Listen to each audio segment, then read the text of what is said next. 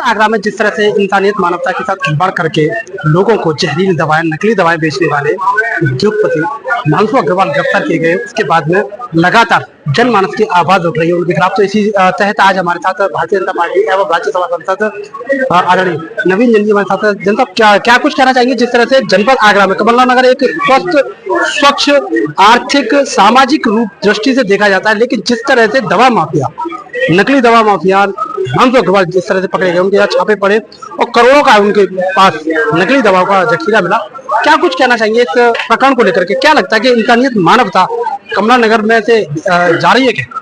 देखिए, आगरा में बढ़ता हुआ जो नकली दवाओं का कारोबार है वो बहुत ही चिंता का कारण है और मैं इसकी निंदा करता हूँ। दवा कारोबारी अगर नकली दवा बना रहे हैं तो ड्रग विभाग कहाँ है, वो कहाँ सो रहा है? उसकी भी नैतिक जिम्मेदारी है कि अगर कोई गलत काम हो रहा है मेडिकल के क्षेत्र में तो इनकी नैतिक जिम्मेदारी है कि इन्होंने उसके विरुद्ध क्या कार्रवाई की। अगर कोई शिकायत पहुंच रही है, ऊपर से दबाव आ रहा है, तो आप उसके विरुद्ध कार्रवाई कर रहे हैं, तो ये कहीं ना कहीं शक के दायरे में लेने वाली बात है। मेरा आरोप है जिन बढ़ता हुआ नकली दवाओं के कारोबार में ड्रग विभाग के जो अधिकारी हैं वो शामिल है, महीनेदारी लेते हैं, पैसा लेते हैं, उनकी खुली छूट है।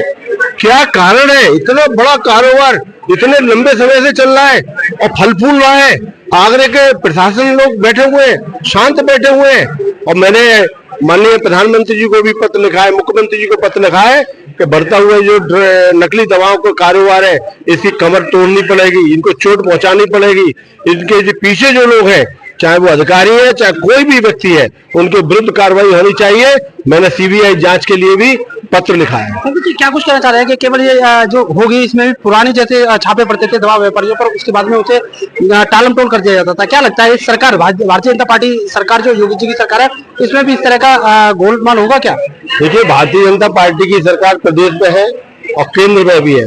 कोई गलत काम करने की अनुमति बीजेपी की सरकार में, योगी और मोदी जी की सरकार में किसी को मिलने वाली नहीं है। अगर वो करेगा तो दंड पाएगा, और जो करके हमने दिखाया है। यहाँ पे जिन लोगों ने भी खुली गुंडागर्दी करी है, कानून को अपने हाथ में लेकर कारोबार या काम किया है, उस पर योगी जी की कार्रवाई आपने देखी है और मोदी जी की कार्रवाई देखी है।